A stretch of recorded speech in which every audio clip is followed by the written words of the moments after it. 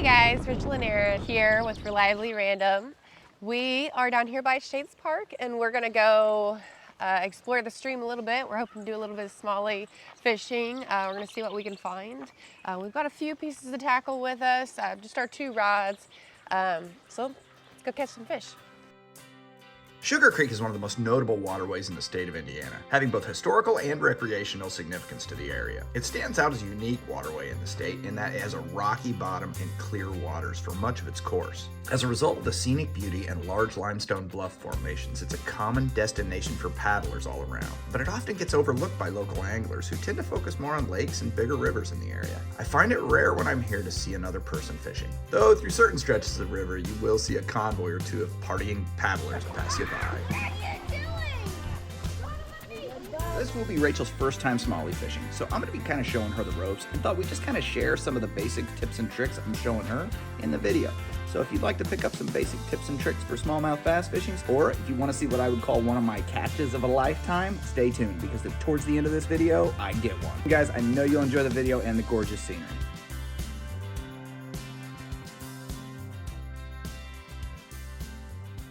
So here's your crash course in smallmouth fishing. So you've got, anytime you see ripples and things like this, at the bottom of that ripple, where the water starts to calm down, they love hanging out there. They like deep pools by structure. Everybody says smallmouth bass are pound for pound the best fighting fish in the world. I want to hear what you think by the end of the day. Okay. So the bite started out a little slow for us here. We really wanted to pull a big monster in front of this cliff wall, but it just didn't work out. They were not harboring there. So we started to work our way upstream, slowly getting dialed in. So sometimes when you're learning to fish, the most important thing is fishing where the fish are. So I decided to go ahead and take my turn fishing while Rachel hold the camera to see if I could hone in on where they are. And then I'm going to put the pole in her hands and try to put her on the fish. When you got water that's all shallow and you really don't see much, just find the spot where you can find the best cover, like even under these rocks, where you've got, you know, average here we're looking at 2 feet of water, but here we've got 3 or 4 feet of water. So sometimes you just cast up near these rocks and see if you can pull something out. This way, for environments like this, I like to just use a cheap jig and like a Bobby Garland, something that doesn't get caught too bad, it'll bounce off the rocks, something with a hook facing up, not down, and put it in all these rough spots. So sometimes they're here and you just don't see them.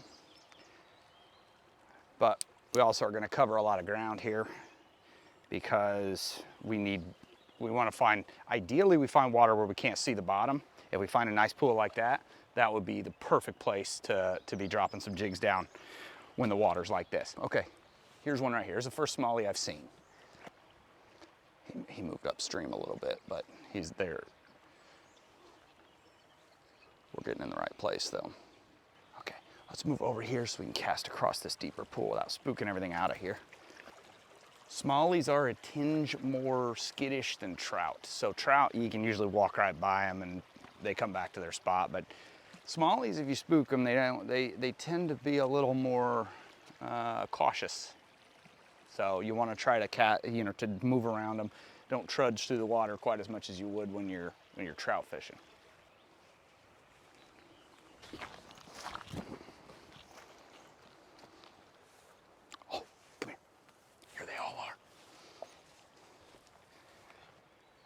We haven't seen a single smallie from that cliff wall all the way back to here.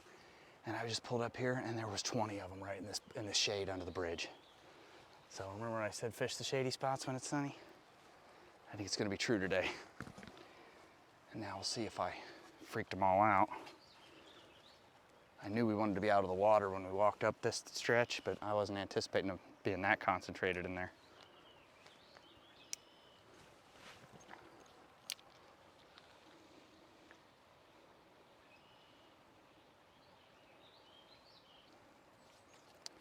Let's just kind of quietly move up to the top side of this shade.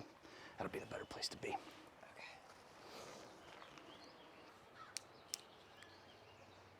That's the funny thing about Gar. They are not spooked by anything.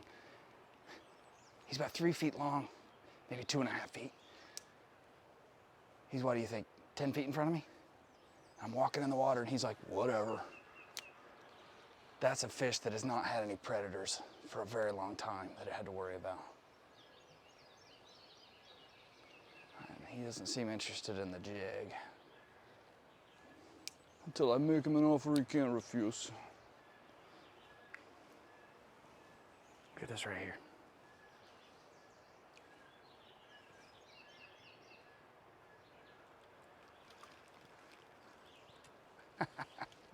What do we got? Bluegill? No. Crappie. No, even better. Oh. Oh, he's a rock bass. Very take a small look. one, but tiny little rock bass. Hey, we caught a fish. See little pockets like this, and just take your jig. And this is how I just caught that rock bass. But just take your jig, drop it right down in there, and look, it's getting long-eared sunfish and green sunfish coming up there tapping on it. But when there's fish under there, you'll bring them out. And sometimes they're big fish sitting right there beside you and you didn't even know it. I usually start my retrieve kind of with a jig, and then I go fast, and then I slow down.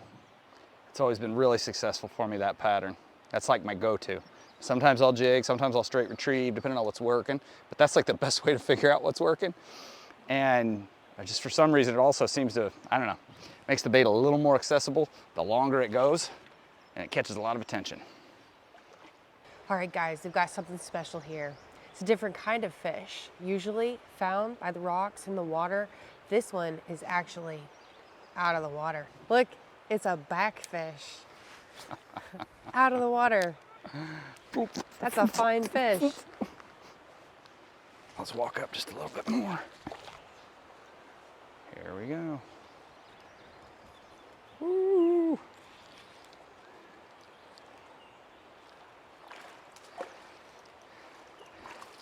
There we go. All right. There's our first taker for the day. So that's a smallmouth bass. They'll have a bronze color. And that's how you let them go. Just like that. That's what's best.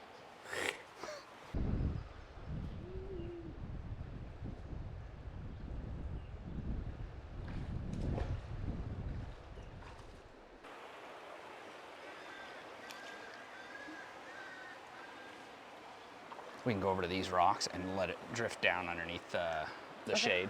That might be the best way to fish this. Okay.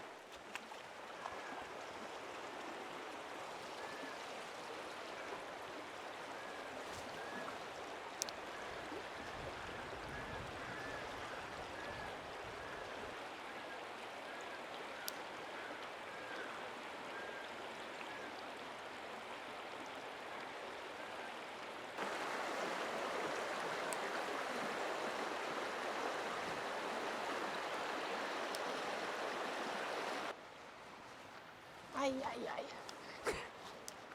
Nice rescue.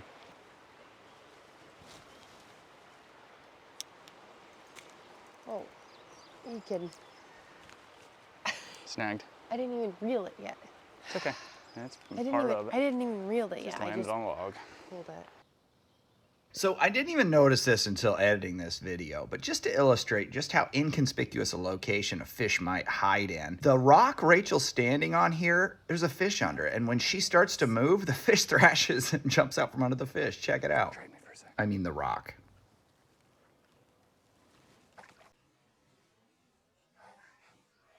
And go.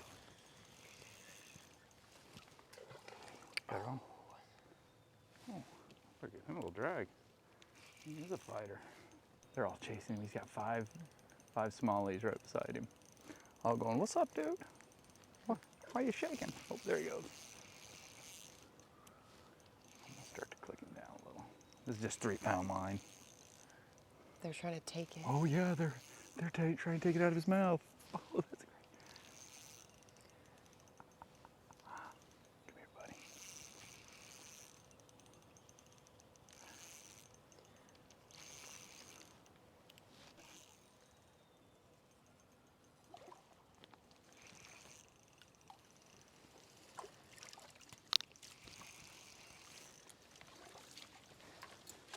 Oh, he's a little bigger than the last couple. Oh, yeah. We're getting up in a better area now, it looks like. Yeah, he's pretty fun on that ultralight and that light line.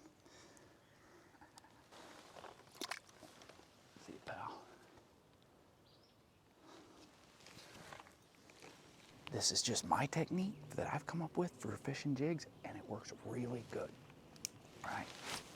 So the second it hits the water, I do one big pull, and then I spin my reel, and then I start with 2 taps, and then a straight retrieve that I kind of start fast, and then I slow down as it goes.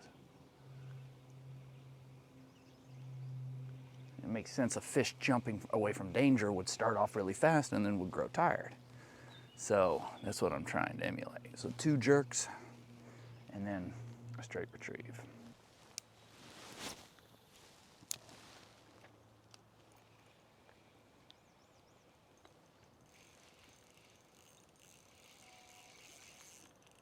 He's on. Oh yeah. Oh yeah, he's on. Couldn't. The way he hit it, he was coming towards me. There's a ton of them out there. Yeah, they're feeding out there.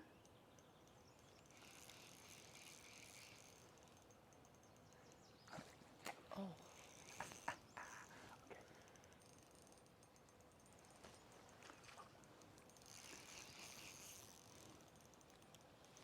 Ultralight is definitely the way to catch these fish. I will say though, if you compare this size fish to a trout this size, these suckers do fight.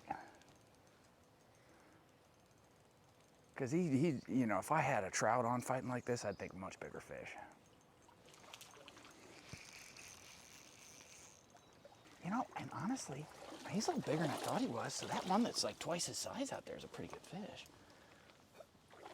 Plusino sent us a 302-piece tackle kit with just an assortment of different types of lures, jigs, pencil poppers, crankbaits, all kinds of stuff in it. And so as I'm staring at the water, I start rifling through what lure I want to try on this. And this calm pool just screams pencil popper to me. So this is one of my lures I picked up out of this Plusino kit.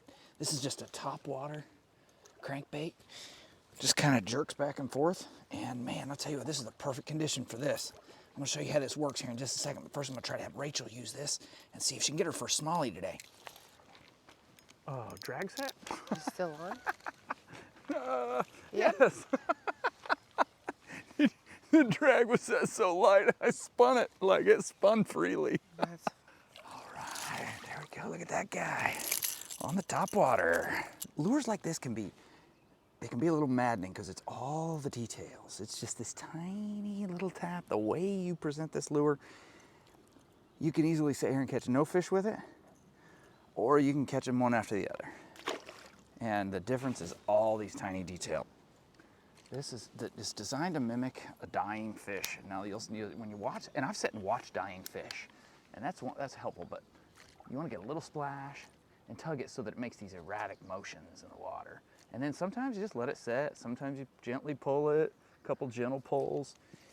You vary and change it up though, whatever you're doing. Don't just do the same repetitive motion. Make it look erratic, because that's how fish die. They don't die in some smooth, graceful motion. They die thrashing and weird, you know, patterns and spinning in circles. And I like this lure, honestly. I really never fished this type of lure much. If it hadn't been in that Plusino kit, I probably never would have tried it, but I like it a lot. I like it a lot.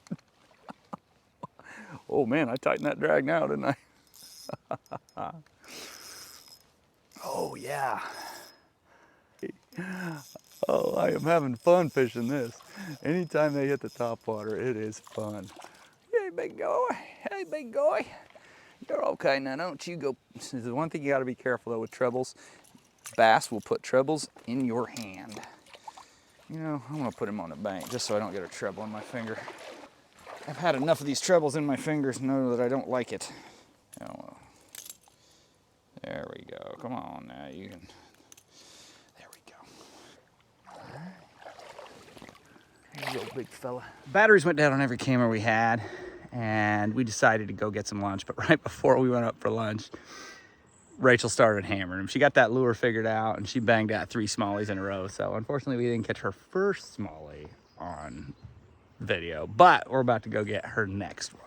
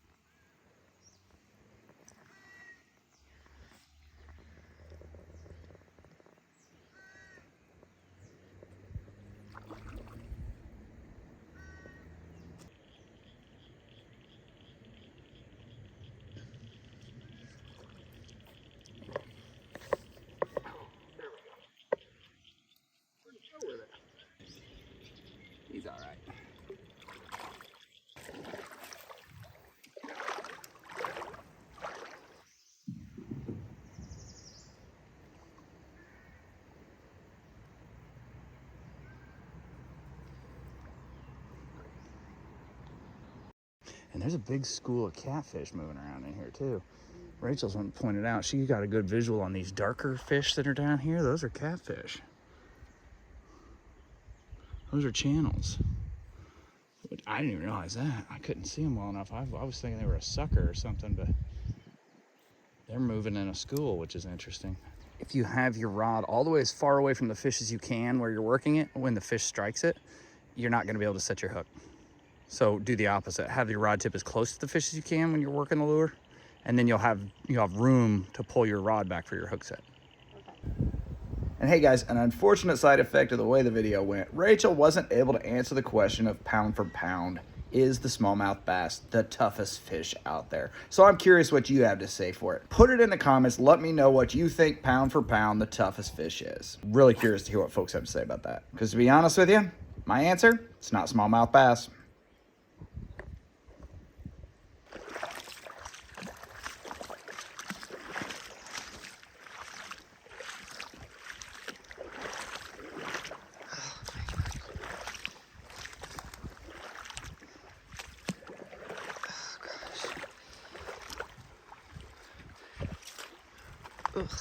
No freaking way. No freaking way. Did you get a sucker? No freaking way. No freaking way. Oh! Oh my gosh! Now that's how we do it, 2 at a time. Oh I my was just watching a video where somebody else did this and I thought, man, all the fishing I've done in my life, I can't believe I've never pulled that move off. And there it is. 2 fish, 1 lure. Yeah, that's awesome. All right, guys. Now how are you gonna take those off? I just think that's how I'm gonna start doing it from now on. Just 2 fish every cast. Seems like it's more efficient that way. Unfortunately, no matter how hard we tried, we could not get Rachel catching a fish on video today, but we still did pretty good. Had a pretty awesome day. I think we're gonna bring the kids back down here tomorrow and get to play in the water. So It's been fun. thanks a lot for watching. Hope you guys enjoyed watching the video as much as we enjoyed making it. Have a great day. Feels nice on my feet.